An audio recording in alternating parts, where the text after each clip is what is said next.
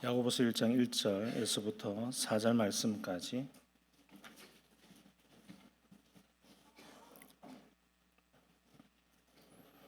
우리 다 같이 한 목소리로 볼까요? 하나님과 주 예수 그리스도의 종 야고보는 흩어져 있는 12지파에게 문안하노라.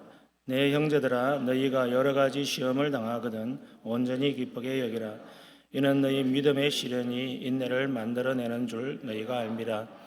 인내를 온전히 이루라. 이는 너희로 온전하고 구비하여 조금도 부족함이 없게 하려 함이라. 아멘. 오늘 또 하나님 은혜 가져와 이런 거 함께 하기를 바랍니다. 오늘부터 야고보서 강의를 시작하도록 하겠습니다. 얼마가 걸릴지 모르겠지만 또 야고보서를 통해서 우리에게 주시는 하나님의 또 뜻을 분별하고 믿음으로 사는 저와 여러분 되기를 바랍니다. 1장 1절을 보면 이렇게 이야기합니다. 하나님과 주 예수 그리스도의 종 야고보는 흩어져 있는 12지파에게 문안하노라. 지금 이 편지는 신자에게 쓰는 편지입니다. 그러니까 신자에게 일어나는 일들과 또 신자에게 어떤 일이 일어났을 때 그것을 어떻게 믿음으로 바라보고 해석하고 또 그것을 하나님의 뜻을 분별하고 살아갈 것인가에 대한 이야기입니다. 그러니까 저와 여러분에게 주는 메시지입니다. 오늘 특별히 쓰고 있는 단어가 시험이라고 하는 단어를 씁니다. 2절에 보면 이 성경 원어에 있어서 시험이라고 하는 단어를 보면 단어가 하나가 아니에요. 여러 개인데 오늘 여기에서 쓰고 있는 이 단어는 여러 가지 중첩된 뜻을 가지고 있습니다. 오늘 여기 2절에 나오는 시험도 있고 그 다음에 13절에 가면 시험이라는 단어가 여러 번 반복이 됩니다. 같은 단어이지만 다르게 약간 뉘앙스가 다르게 쓰여요. 그래서 이처럼 성경의 원어의 언어가 가지고 있는 것은 뭔가 이중성을 띠고 있기도 하고 또 같은 뜻이지만 다른 뉘앙스를 띠기도 해요. 근데 특히 여기에 나오는 시험이라는 단어가 다른 뉘앙스와 또 이중적인 뜻을 동시에 가지고 있는 특이한 단어예요. 이 페이라조라고 하는 단어인데 이것은 시험이라고 하는 성경에서 이 시험을 이야기할 때에 하나님이 연단하기 위해서 소위 말해서 훈련시키기 위해서 주는 시험도 이 단어를 쓰고 있고 또 마귀가 공격을 하여서 넘어뜨리기 위해서 주는 시험도 이 단어를 동시에 쓰고 있습니다. 그러니까 같은 시험이지만 뉘앙스가 다른 갈래의 시험을 품고 있습니다. 그리고 또 다른 이중적인 뜻이 뭐냐면 고난, 역경, 이런 시련 이런 뜻을 가지고 있습니다. 물론 3절에 나오는 시련이라고 부르는 단어는 이 단어가 아닙니다. 완전 또 다른 단어인데 여러분 그러니까 성경을 읽으실 때 시험이라는 단어로 번역된 단어가 나오거든 그것을 염두에 두시고 보면 도움이 되겠습니다. 오늘 우리에게 이 2절에서 이야기하는 시험은 하나님이 우리에게 허락하시는 시험을 이야기합니다. 그 시험은 주로 조금 전에 말씀드렸다시피 고난이라고 하는 뜻을 담고 있는 시험으로 다가오는 겁니다. 그러니까 하나님이 신자를 시험하실 때 그 목적은 연단입니다. 그리고 그 연단을 통해서 하나님께서 일하시는 과정에서 나타내는 주로 쓰는 방법이 뭐냐면 고난, 역경, 시련이라는 겁니다.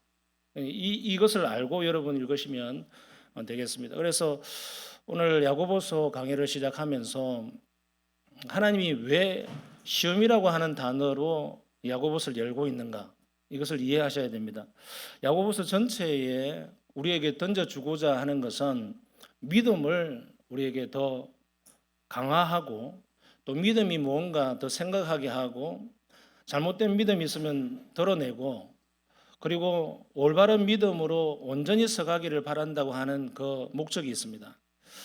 그 믿음으로 바로 서가기를 원하는 뜻에서 이 시험이라고 하는 단어로 먼저 편지를 쓰고 있습니다. 자, 우리가 먼저 살펴봐야 될 몇 가지 요지가 있는데 앞으로 시험에 대한 이야기는 한 번 더 이야기할 기회가 또 있습니다. 자, 시험을 당하는 기쁘게 여기라라고 말씀할 때 그 이유가 뭔가 여러분 설교 노트 1번 한번 보실까요? 시작. 어떤 시험도 우연히 오지 않는다. 하나님이 허락하시기에 일어난다. 자, 고린도전서 10장 13절에 다 같이 읽어보실까요?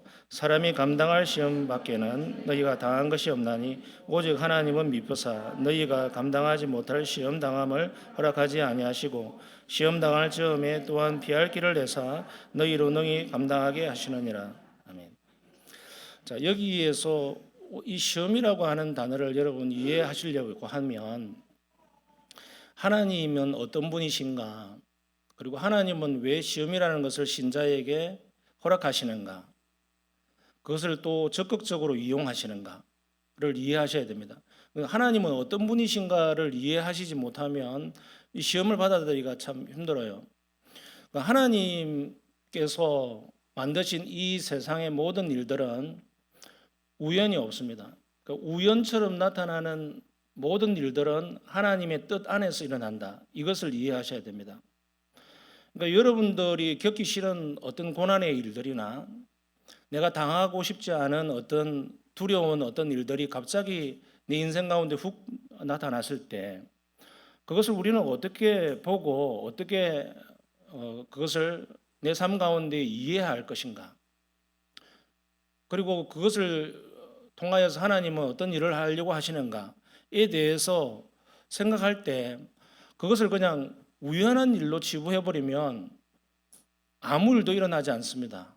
그러니까 아무 발전이 없어요.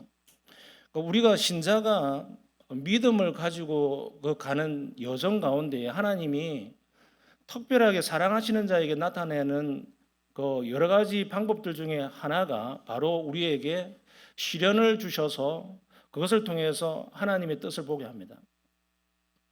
그러니까 우리의 삶 가운데 일어나는 어떤 종류의 일도 우연이 아니다라고 하는 이 바탕이 깔려 있어야 내가 지금 겪고 있는 이 고난이라고 생각하는 것, 그리고 힘든 일들, 또 아픈 일들, 마음 가운데 정말 두려운 일들, 원치 않는 인생에 일어나는 우연같이 보이는 이 모든 일들에 대해서 믿음으로 받아들이고 믿음으로 반응할 수 있습니다. 그러니까 지금 우리에게 나타나고 있는 불행의 요소들이 과연 우연인가 질문을 해보라는 겁니다. 우연이지 않습니다. 그러면 이런 질문을 더 나아갈 수 있죠. 내가 지금 너무나도 힘든 일을 겪고 있는데 그럼 그거는 하나님이 원하시고 바라시는 일인가?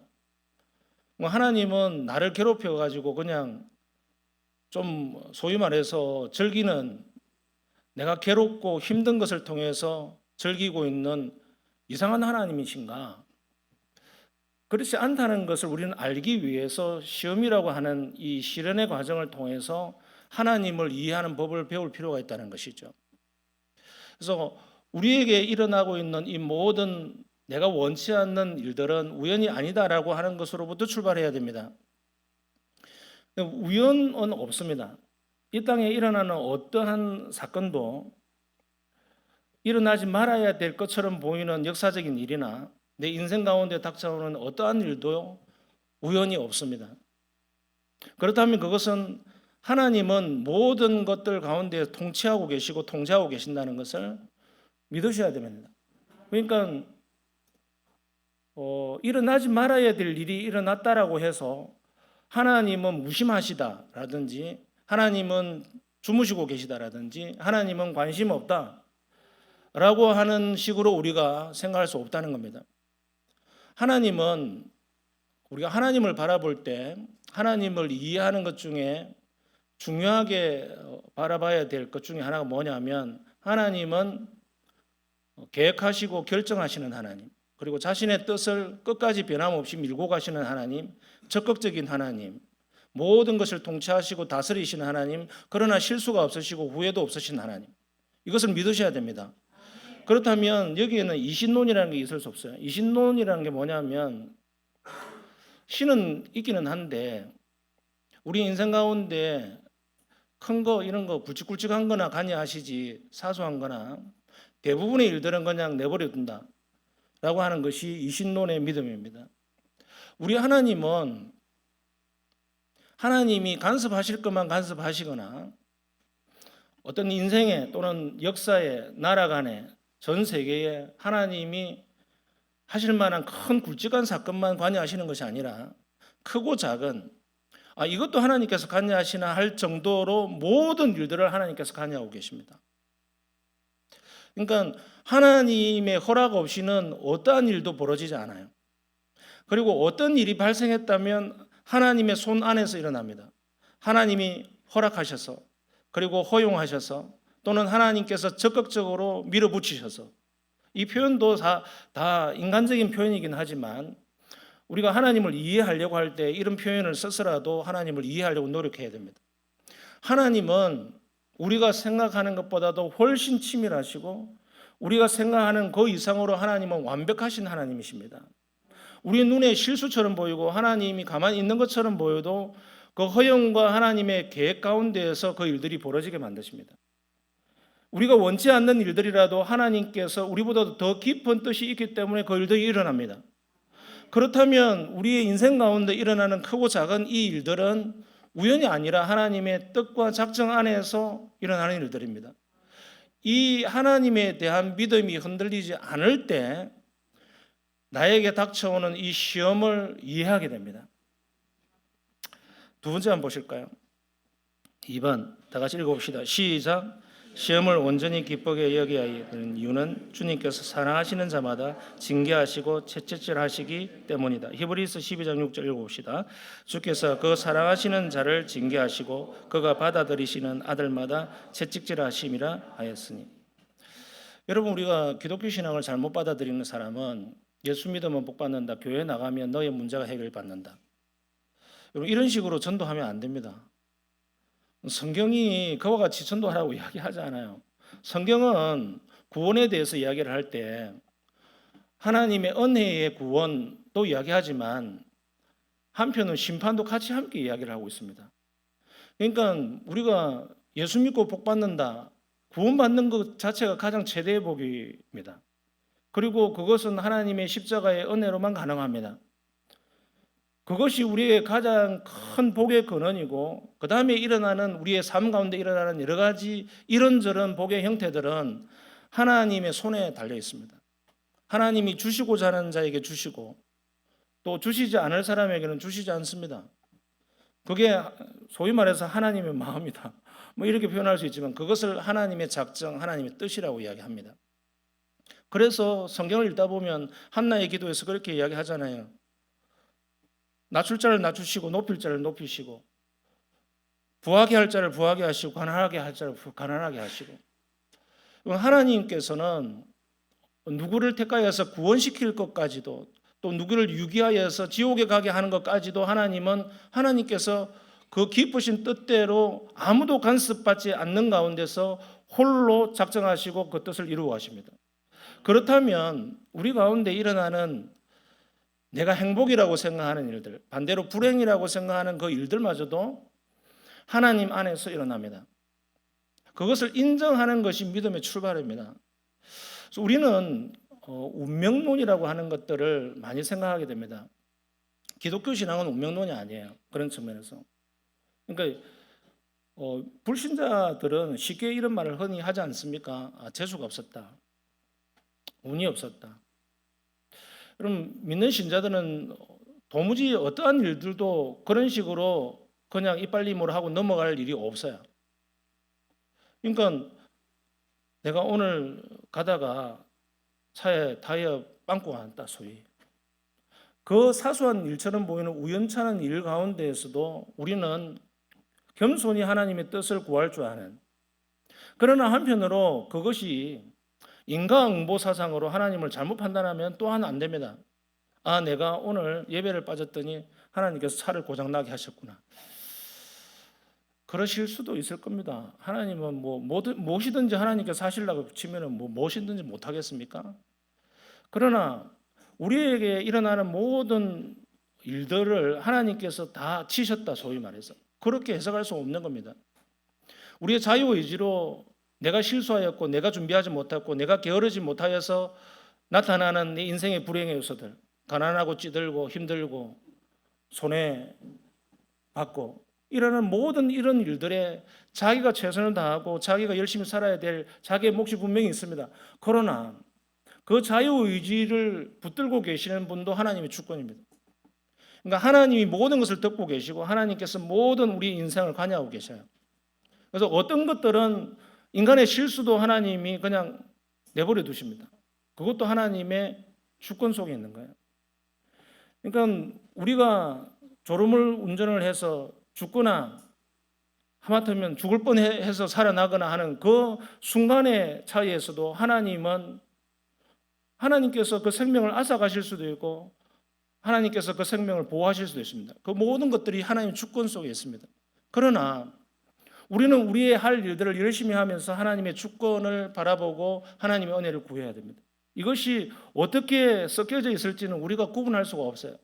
그러나 가장 중요한 것은 어떠한 일도 어떠한 우리의 행위도 하나님의 주권의 영역 안에서 일어난다. 이걸 믿으셔야 돼요.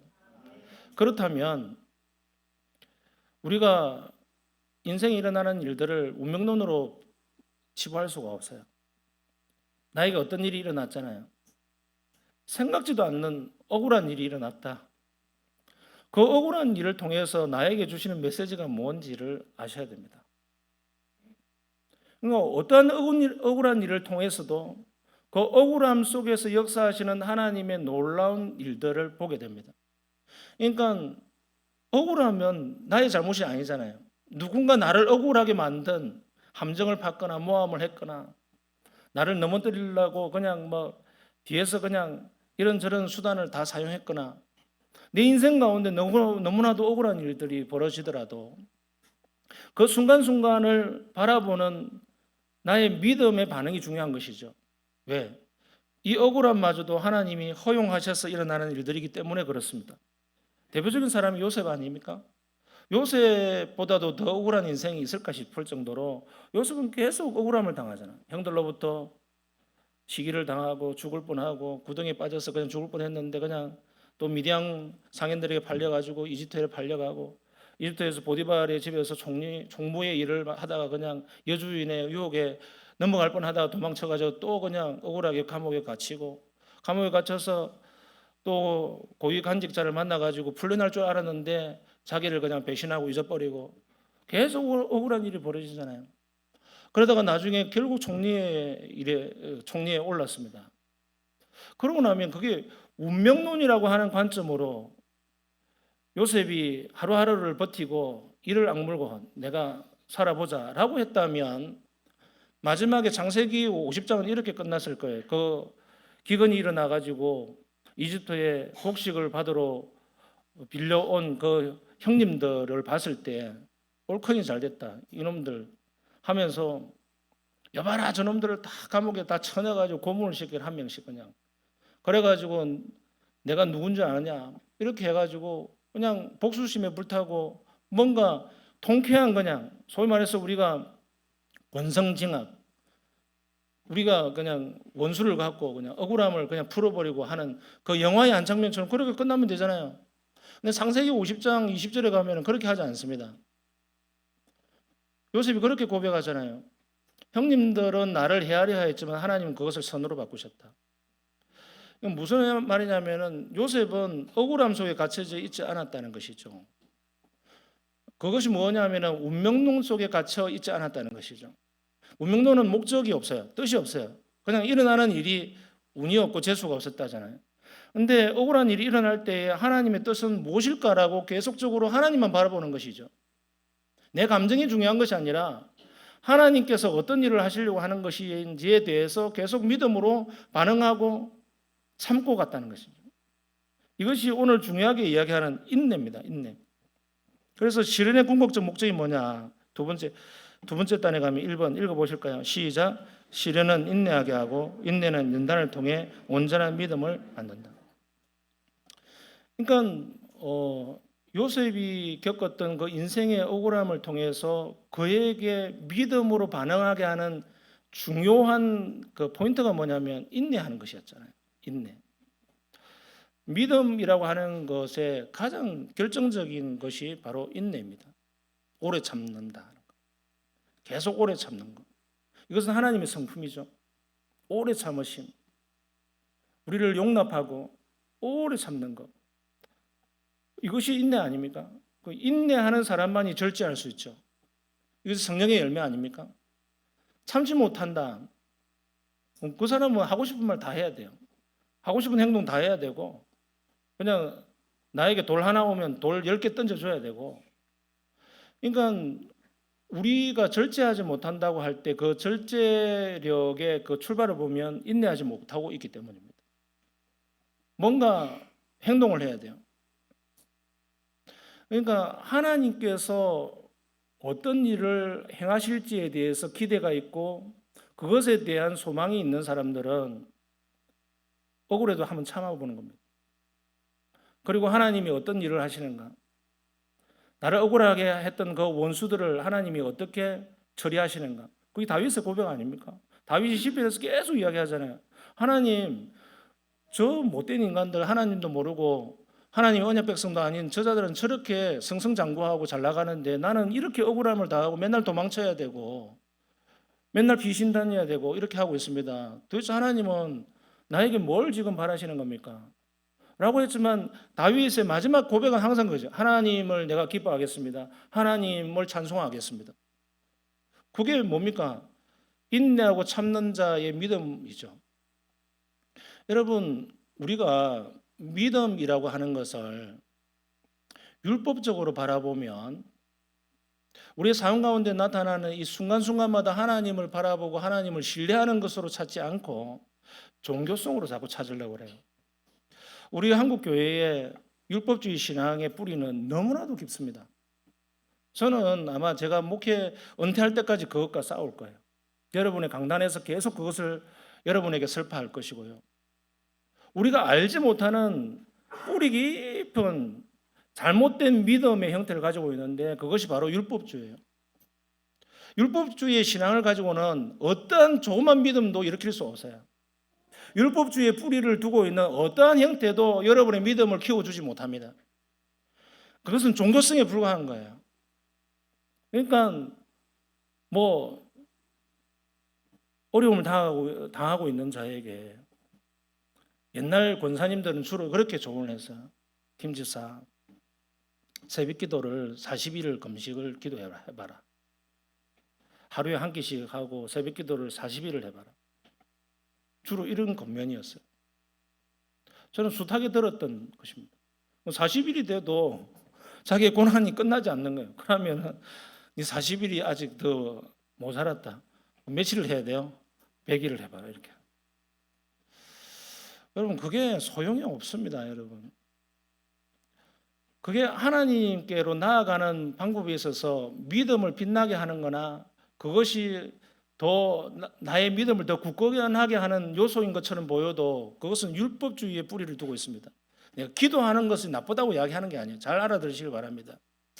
나의 믿음을 고취시키고 나의 믿음으로 나아가는 행위에 있어서 그런 것을 뭔가 많이 하고 충실히 하면 하나님 나를 긍휼히 여겨주실 것이라고 하는 그 착각을 버리십시오. 기독교 신앙은 그것을 바탕으로 하지 않습니다.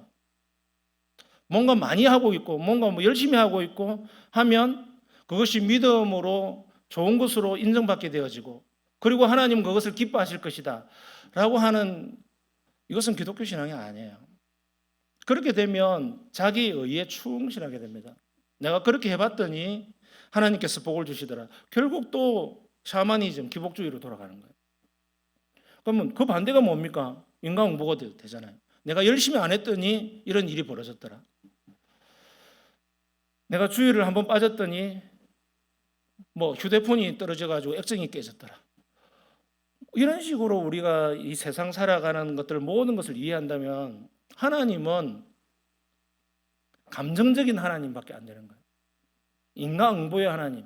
그냥 뭐 조금만 거 잘못하면 사소한 거 잘못하면 그냥 다리를 뿡가뜨려 버리고 그냥 불행의 요소를 그냥 우리에게 확 안겨버리고 하는 그런 것으로 계속 이해하면 하나님의 잘못된 속성, 하나님을 이상한 분으로 계속 끌어내려 버리는 거예요. 그 뿌리가 뭐냐면 율법주의입니다. 율법주의는 아무 소용도 없는 거예요.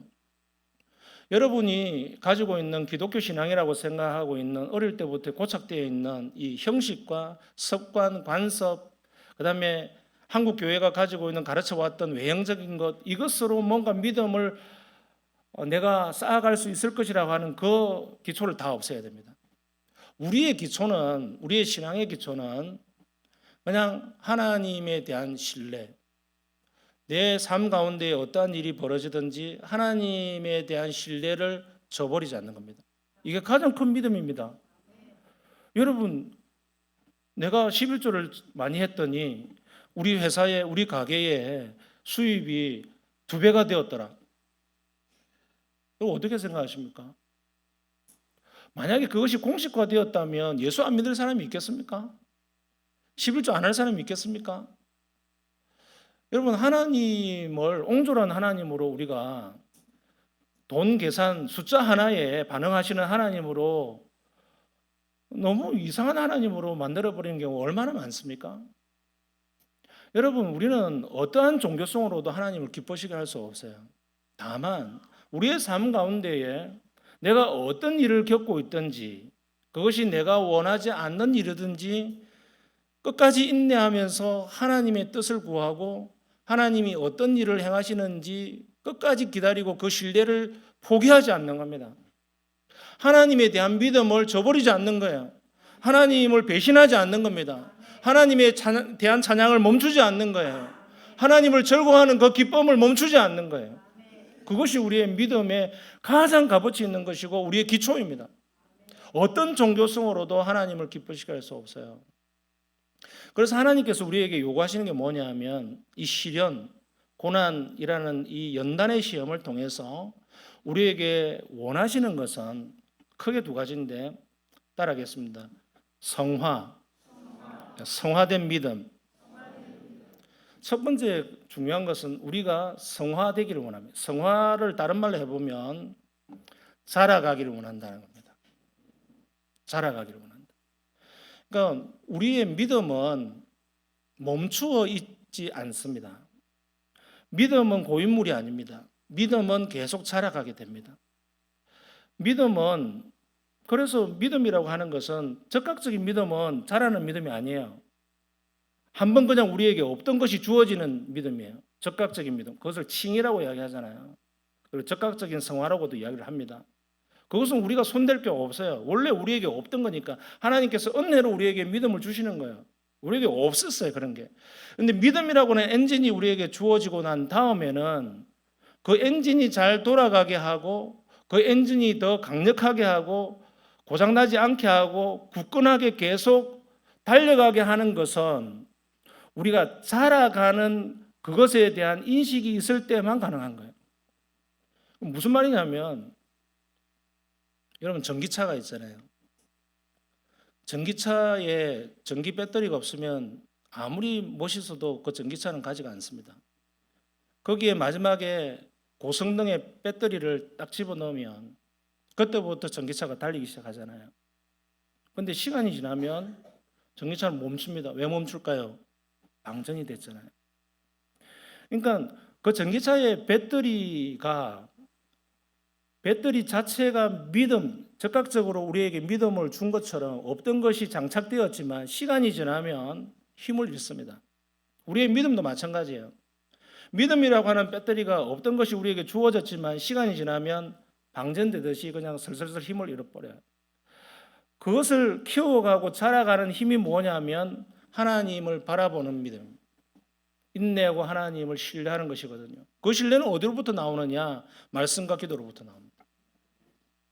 그 외에는 없어요. 그 외에는 답이 없습니다. 다른 방법이 없어요. 그러니까 말씀과 기도를 떠난 믿음의 자람이 있는가? 없습니다. 단연코 말씀드릴 수 있어요. 그러니까 나는 믿음이 왜 이래 없을까? 믿음이 왜 안 자라갈까는 우리가 생각하고 있는 새벽기도 열심히 나온다 이런 문제가 아니에요. 교회 충성 봉사한다, 교회당에 오래 와 있다, 많이 와 있다, 목사님 시킨 일을 잘하고 있다, 이런 종류가 아니란 말입니다. 그거하고는 아무 관련이 없어요. 말씀과 기도입니다. 그 말씀이 나에게 정말 하나님의 역사하는 살아있는 하나님의 뜻과 하나님의 인격적인 메시지로 내 심정 가운데 계속 비수를 찌르듯이 파고들고 있는가? 그리고 나는 그 말씀에 영향력을 받고 있는가? 그리고 그 말씀이 나에게 요구하고 있는 하나님의 뜻으로 인격적으로 다가오고 있는가? 두려움으로, 때로는 경외심으로, 때로는 위로로, 때로는 평안으로, 때로는 깨달음으로, 때로는 책망으로 하나님께서 그 말씀을 통해서 내 인격 속에 심으시고자 하는 하나님의 뜻들을 나는 그것을 받아들이고 있는가? 그리고 반응하고 있는가? 이것을 통해서 우리는 배터리가 충전되고 강력한 배터리가 되듯이 우리는 믿음이라고 하는 그것이 계속 충전되어서 자라가게 됩니다. 이것이 바로 신앙의 여정이고 믿음의 여정이에요. 이게 성화입니다. 성화 다른 게 아닙니다. 두 번째로는 뭐냐면 하나님의 영광입니다. 뭐라고요? 하나님의 영광.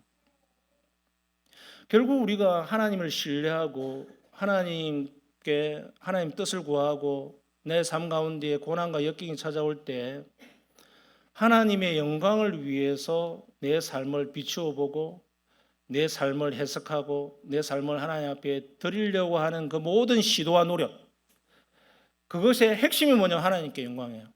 내 잘 먹고 잘 살자가 아니라는 겁니다. 여러분들이 정말 고칠 수 없는 질병에 빠졌습니다. 기도할 때 병을 낫게 해주십시오.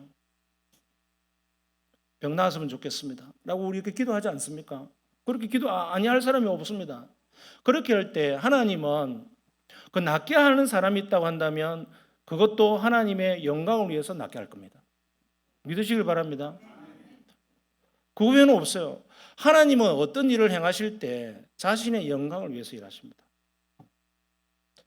하나님의 어떠한 일들이 허락하거나 그 어떤 일들을 우리 인생 가운데 불행이든 행복이든 그 일들을 우리에게 주실 때는 하나님의 영광을 위해서 일하셔요. 결국 불행의 요소도 하나님의 영광을 우리에게 주시는 요정입니다. 그러니까 우리가 인내하고 끝까지 참고 하나님을 기뻐하고 나아가는 그 여정으로서 고난을 주셨다면 결국 우리는 끝에 가서 하나님께 영광 돌리는 겁니다.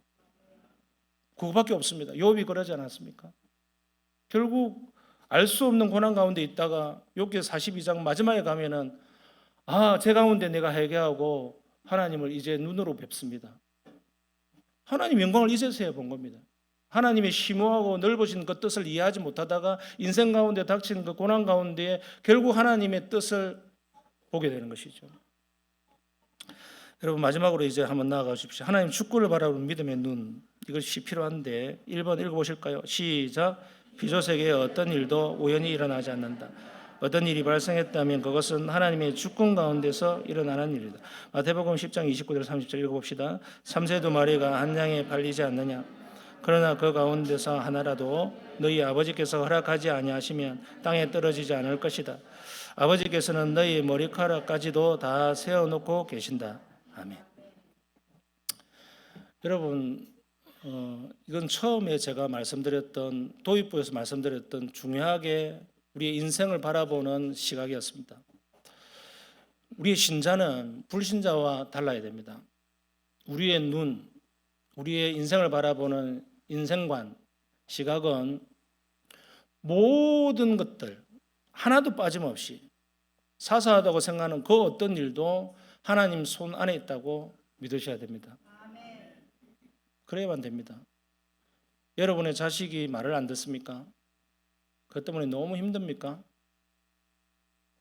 그것도 하나님께서 주시는 여러분의 연단의 과정입니다. 하나님 뜻이 있을 겁니다. 누가 원치 않는 사고를 당하였습니까? 그 과정 가운데 하나님이 주시는 그 연단을 통해서 우리에게 요구하시는 것이 있을 것입니다. 그래서 우리가 중요한 그 믿음의 여정에서 생각해야 될, 물어야 될 중요한 질문들 3단계가 있어요. 초보 단계에서는 이렇게 이야기해요. 왜라고 갑니다. 왜? 하나님 왜 납니까? 이런 질문을 많이 하죠. 왜 나에게 이런 일이 벌어집니까? 생각지도 않는 이 일들이 왜 나에게 이렇게 벌어집니까? 묻지 않습니까? 저는 제 장모님이 원치 않는 교통사고를 당하면서 3주간 계시다가 돌아가시는 그 장면을 보면서 처음에 질문이 그렇더라고요. 이거 뭐 정말 일어날 확률이 너무 낮은 그 장소에서 왜 저런 일이 일어나서 왜 우리 가정에 이런 일이 일어납니까? 이걸 묻게 됩니다. 그 다음이 뭐냐면 하나님의 목적은 어디 있습니까? 이걸 묻게 돼요. 왜 다음에 그 다음에 넘어가는 게 뭐냐면 하나님의 목적입니다. 하나님의 뜻을 묻는 거죠. 하나님의 목적은 어디에 있기에, 하나님의 뜻은 어디에 있기에 이런 일들이 일어납니까? 라고 묻게 되는 겁니다. 거기서 멈출 수 없어요. 그러면서 하나 더 나아가야 돼요. 하나님이 나에게 원하시는 일들은 무엇입니까? 여기까지가 적용해요. 이 세 가지 단계로 질문을 하셔야 돼요. 하나님의 목적과 뜻을 이해할 수 있도록 저에게 이해력을 넓혀 주십시오. 그리고 말씀을 통해서 하나님의 뜻을 분별할 수 있는 믿음을 저에게 주십시오. 그러고 난 다음에 마지막에 물어야 될 것은 하나님 제가 어떻게 살아갈까요? 이제 하나님께서 제 삶 가운데 요구하시는 삶이 뭡니까?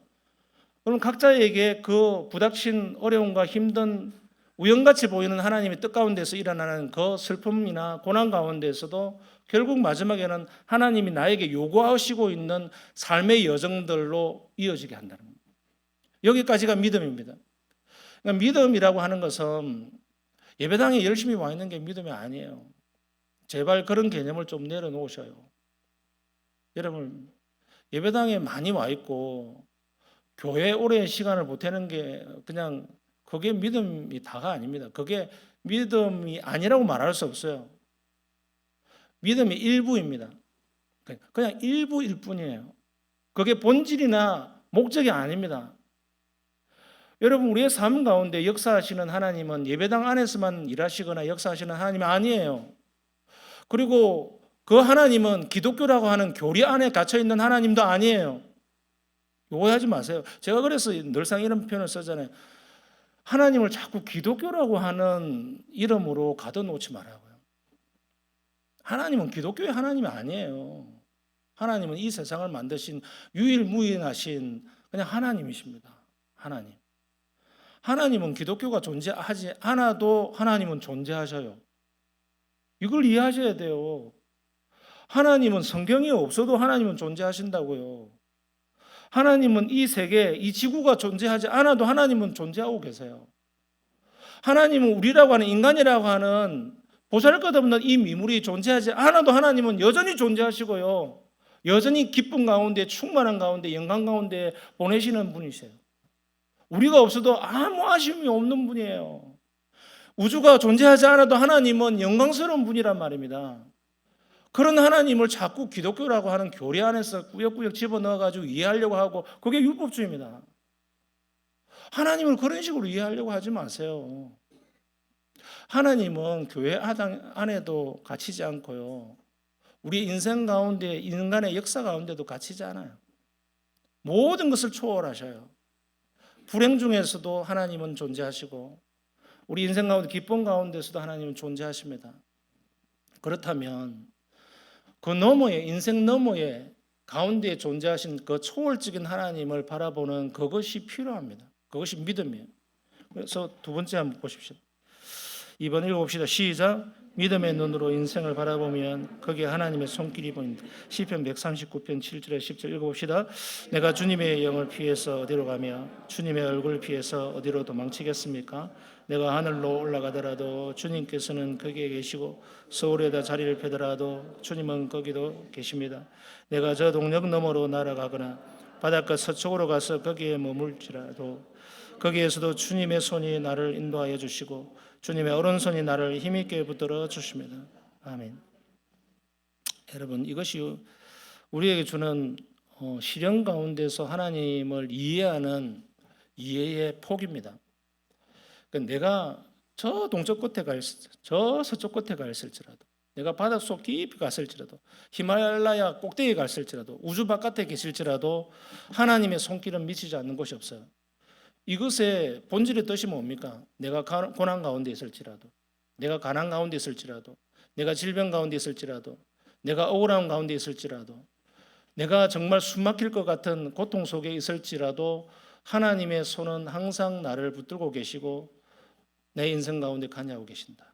하나님의 주권은 변치 않고 쉼이 없으시고 하나님 우리 인생 가운데 하나님이시기를 포기하신 적이 없으시고 하나님의 십자가의 능력과 그 복음의 은혜가 우리 가운데에 철철철 흘러넘쳐서 영생수 가운데 우리는 기쁨으로 살아갈 수 있도록 결국 이것이는 모든 것이 합력하여 선을 이루시는 하나님의 영광을 우리 가운데 심어주셨습니다. 이것을 믿고 잃어버리지 아니하고 끝까지 신뢰하고 그 신뢰를 멈추지 않는 오늘 또 그 신뢰를 잃어버리지 않았다면 내일도 똑같이 어떤 일을 당하더라도 하나님을 신뢰하고 견뎌보자. 이것이 하루가 되고 이틀이 되고 일주일이 되고 한 달이 되고 100일이 되고 1년이 되고 이것이 우리의 일생 가운데 계속 이어지는 것이 하나님을 신뢰하는 것이고 믿음의 길입니다. 그렇게 살아가십시다.